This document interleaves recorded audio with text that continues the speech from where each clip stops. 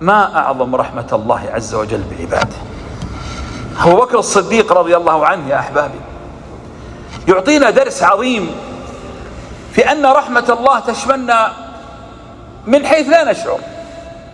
لما نزلت الآية ليس بأمانيكم ولا أماني أهل الكتاب من يعمل سوءا يجزى به، يعني أي ذنب تعمله سوف تعاقب عليه. أبو بكر خاف وقال يا رسول الله كل شيء أي شيء عملناه سنجازى به، كلمة نظرة سماع شيء غيب، يعني لو احنا نحاسب على كل شيء والله نهلك. فقال النبي صلى الله عليه وسلم غفر الله لك يا أبا بكر، ألست تمرض؟ قال نعم. قال ألست تحزن، يعني يأتيك الهم والحزن أحيانا؟ قال نعم. قال ألست تصيبك اللأواء، يعني الضيقة وإلى آخره؟ قال نعم. قال هو ما تجزون به، هذا عقاب من عقاب الله يمسح ذنوبك. عجبا والله لأمر المؤمن، إن أمره كله له خير، إن أصابته سراء شكر فكان خيرا له، وإن أصابته ضراء صبر فكان خيرا له. في تعاملك مع الله أنت الرابح. ولذلك الله سبحانه وتعالى يا أحبة يريد أن يتوب علينا، الله يريد أن يخفف عنا، الله يريد أن يرحمنا. الله فتح لنا آفاق التوبة، وربنا عز وجل آخر باب يغلقه في وجهك هو باب التوبة. آخر ما يغلق التوبة، إذا غرغرت الروح خلاص ما عاد في فائدة فيك. فيا أحباب الله أقبلوا على الله عز وجل ولا تبعدوا عن الله. ربنا تبارك وتعالى يقول في حديث قدسي عظيم كله أمل، يقول يا ابن آدم إنك ما دعوتني ورجوتني غفرت لك على ما كان فيك ولا أبالي. يا ابن آدم لو بلغت ذنوبك عنان السماء ثم استغفرتني غفرت لك ولا أبالي. يا ابن آدم لو أتيتني بقراب الأرض خطايا ثم لقيتني لا تشرك بي شيئا لأتيتك بقرابها مغفرة. هذا هو الله عز وجل. أنا الآن أسألك سؤال، أين أنت من الله؟ وما مقام الله في قلبك؟ اسأل نفسك الآن، أصلاتك كما يحب الله؟ هذا الكريم الذي فتح لك آفاق التوبة وما أغلق أي باب في وجهك، وجعل حتى الحزن الذي يأتيك يغفر ذنوبك رحمة بك، وأعطاك الصلوات تكفر من الصلاة إلى الصلاة، وأعطاك رمضان إلى رمضان، وأعطاك الجمعة إلى الجمعة، كلها تكفر ما بينها من الذنوب. ولو ترفع يديك فقط تقول يا رب فتحت لك أبواب السبع. وفي كل صلاة تصليها تحمد الله يقول حمدني عبدي، يناجيك ويكلمك. ولو استغفرت توبة صادقة والله لو أن ذنوبك تملأ الأرض لغفر الله لك. ما حال أو ما مقام الله في قلبك؟ صلاتك، كلامك، تعاملاتك، علاقاتك، أهل بيتك، أرحامك، الناس، الظلم، كيف حالك مع الله؟ يا حبيب الله أنت عبد من عباد الله، أكرمك الله ووضعك على طريق الجنة، كلنا على طريق الجنة، لأن من قال لا إله إلا الله وجبت له الجنة. فالثبات يا أحباب الله، الثبات لا نجعل شيئا من أمور الدنيا يبعدنا عن الله عز وجل. فالحسنات مثلا الصلوات مكفرات لما بينها، الذكر مثلا الذكر تقول سبحان الله وبحمده زنة عرشه، سبحان الله وبحمده رضا نفسه، سبحان الله وبحمده مداد كلماته، سبحان الله وبحمده زنة عرشه، يصب في ميزان أعمالك وزن عرش الرحمن تسبيح. كم وزن عرش الرحمن؟ وما أيسرها من كلمات. تتوضأ يفتح لك الله لك أبواب الجنان، تسلم تأخذ الحسنات، تبتسم في وجه أخيك تأخذ الحسنات، تميط الأذى حسنات، تكرم الضيف حسنات، تواسي اليتيم وتمسح على شعره، في كل شعرة لك حسنة. انظر كيف بحور من الحسنات. بل أنتم يا أهل الأسواق، هل تعلم أنك كلما دخلت السوق ثم قلت لا إله إلا الله وحده لا شريك له، له الملك وله الحمد، يحيي ويميت وهو على كل بيده الخير وهو على كل شيء قدير، يكتب لك الله 1,000,000 حسنة، 1,000,000 حسنة بهذا الدعاء، ويمحو عنك 1,000,000 سيئة، ويرفعك 1000 درجة، يعني 1,000,000 درجة بهذا الدعاء. قل ما الذي يضرك؟ انظر كيف أن الحسنات محيطة حولنا، ولكن نسأل الله أن يحيي قلوبنا. الحسنات تزيدك قربا من الله، لأنك ما يزال عبدي يتقرب إلي حتى أحبه، فإذا أحببك الله أسألك بالله أي هم ستحمله من الدنيا. الحسنات تحميك بإذن الله عند الممات. يقول النبي صلى الله عليه وسلم، واسمع ما أجمل هذا الحديث: إذا أراد الله بعبد خيرا عسله. عسله، قالوا ما عسله يا رسول الله، ما معنى عسله؟ قال يهيئ له عملا صالحا قبل موته، يعني يميتك على حسن خاتمة. بفضل ماذا؟ بفضل حبه لك، وحبه لك لا يأتي إلا بالأعمال الصالحات. إذن المسألة مترابطة. ألا تتمنى أن تموت وأن تقرأ كتاب الله، أو أنت صائم، أو أنت بار بوالديك، أو إلى آخره؟ إذن عليك بالأعمال الصالحات. إذا أحسن الله خاتمتك ماذا لك؟ ينزل عليك ملائكته مباشرة. إن الذين قالوا ربنا الله ثم استقاموا تتنزل عليهم الملائكة ألا تخافوا ولا تحزنوا وأبشروا بالجنة التي كنتم توعدون.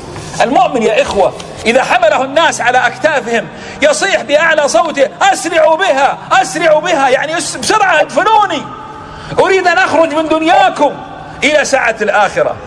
بعكس الذي لا يعيش على الصالحات يقول: يا ويلها أين تذهبون بها. الله أكبر يا كرام. يا أيها الناس، إن الحسرة والله كل الحسرة أن نفرط بالطاعات وبالحسنات مع حب الله لها. يا أخي أن تحب الله وتعلم أن الله يحب الحسنات، لماذا تفرط بالحسنات؟ لماذا تكثر من السيئات؟ لماذا يومك كله غيبة، نميمة، كذب، دخان، ترك صلاة، بعد عن الطاعة وإلى آخره؟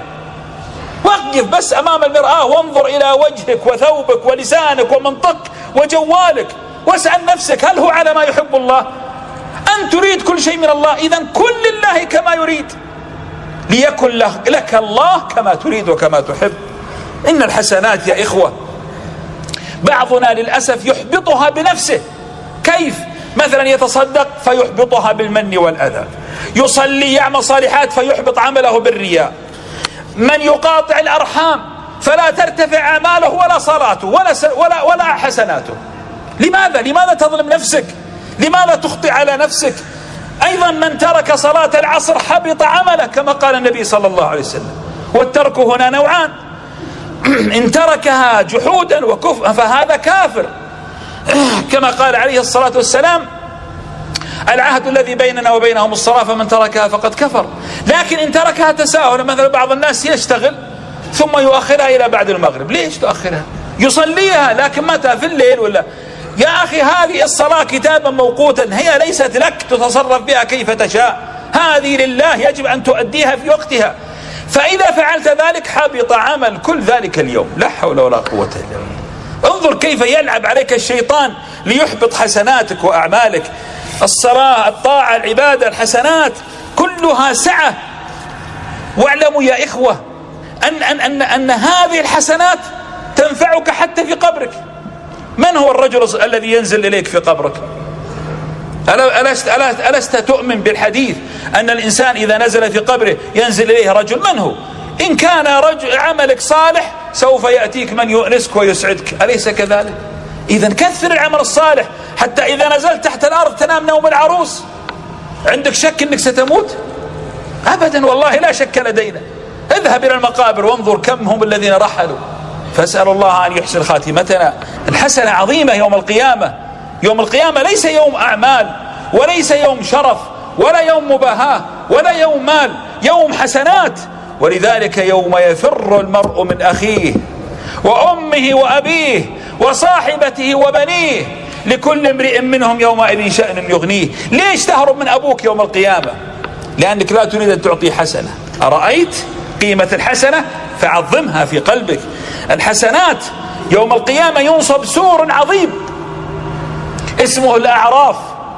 هل سمعتم به؟ ما هو الأعراف؟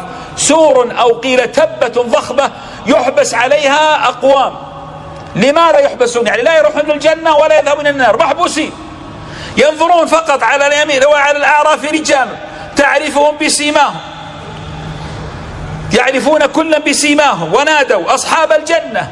الحين الأعراف ينادون أصحاب الجنة سلام عليكم، لم يدخلوها وهم يطمعون، يعني ودهم يدخلون لكن ما يقدرون يدخلون. وإذا صرفت أبصارهم إلى أصحاب النار تلقى أصحاب النار قالوا ربنا لا تجعلنا مع القوم الظالمين. شفت الحسرة؟ واقف في سور لا هو ذهب إلى الجنة ولا نزل النار. لماذا؟ تساوت حسناتهم وسيئاتهم. يعني لو زاد حسنة واحدة راح الجنة، ولو نقص حسنة راح النار. فهل تريد هذا الموقف؟ إذن أكثر من حسناتك لعل الله تعالى أن يرحمنا برحمتك.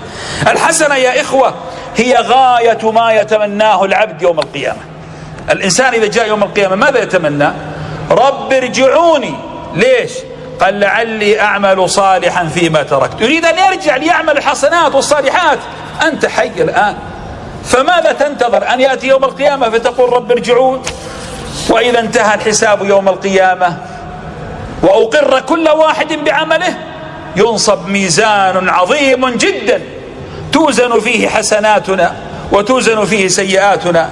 فمن ثقلت موازينه فأولئك هم المفلحون، ومن خفت موازينه فأولئك الذين خسروا أنفسهم في جهنم خالدون. أكثر من الحسنات. والله يا إخوة أمامنا عقبة كؤود، أمامنا يوم عظيم سنقف فيه نوزع حسناتنا على من اغتبناهم وعلى من اخطأنا في حقوقهم وعلى من قصرنا معهم. فلنكثر العمل الصالح لعل الله تعالى أن يرحمنا برحمته. أعطيكم قصة، مثال احفظوه مني، هو مثال ليس قصة حقيقية. كان هناك رجل يركب سفينة في البحر، غرقت السفينة ولم يسلم إلا هو، ثم سار به الموج حتى وصل إلى جزيرة. فلما نزل إلى الجزيرة وجد أن هناك رجل مصلوب وحوله ناس يلفون حوله، ثم أتى إليهم وقال لماذا تصلبون هذا الرجل؟ قالوا أنت لست من أهل هذه الجزيرة؟ قال لا. قالوا إذن تعال حياك الله، نحن في هذه الجزيرة من يأتينا غريب نجعله حاكما علينا فترة من الزمن، ثم بعد ذلك نأخذه من هذه الجزيرة الغناء الجميلة التي فيها كل شيء ونرميه في تلك الجزيرة القاحلة التي لا ماء فيها ولا طعام. وأنت بما أنك حضرت الآن فسوف ننصبك أنت الحاكم علينا، ثم بعد ذلك اعلم أننا سننفيك في تلك الجزيرة كما نفينا هذا الرجل. فقال والله بئس هذا الحكم، ما أريدكم ولا أريد حكمكم. قالوا مضى الأمر، ثم بعد ذلك فعلا أخذوا الحاكم الأول ورموه في تلك الجزيرة، لا طعام ولا زاد ولا أنيس، وهذا حكموه. فلما حكموه قال إذن تطيعوني في كل ما أقول؟ قالوا نعم. قال أول أمر اذهبوا إلى تلك الجزيرة واحفروها كلها آبار مياه. الآن بدأ يخطط للجزيرة التي سينفى إليها بعد 2 أو 3. ثم لما حفروا المياه قال الآن ابنوا قصرا عظيما هناك، ثم بعد ذلك بنوا القصر، ثم قال الآن اقلعوا كل الأشجار التي عندكم ازرعوها هناك. وبدأ يخرب هذه، يستمتع في هذه الجزيرة التي هو فيها ويعمر تلك الجزيرة. فلما انتهت المدة التي بينه وبينهم قال الآن اذهبوا بي إلى هناك أنا مستعد. فقالوا لا نذهب معك. فقال إذن أكون ملكا عليكم إلى الأبد. قالوا رضينا. هذا أنا وأنت. البحر هو أرحام أمهاتنا، لما خرجنا كان معنا مئات الملايين وكلهم رحلوا ولم يبقى إلا أنت، تعلقت في رحم الأم ثم خرجت إلى الدنيا. الجزيرة الأولى هي الدنيا، والجزيرة الآخرة هي الآخرة. الأول انشغل بالدنيا وخرب الآخرة فانتقل من العمار إلى الخراب، أما الثاني فاستمتع بالدنيا وعمر الآخرة فانتقل من عمار إلى عمار أحسن منه، وهذا هو المؤمن. فأيهما أنت؟ لنتقي الله ونستثمر حياتنا، فالحياة قصيرة يا إخوة، وقد لا يكون بقي من أعمالنا قدر ما مضى منها. فأسأل الله أن يحيي قلوبنا.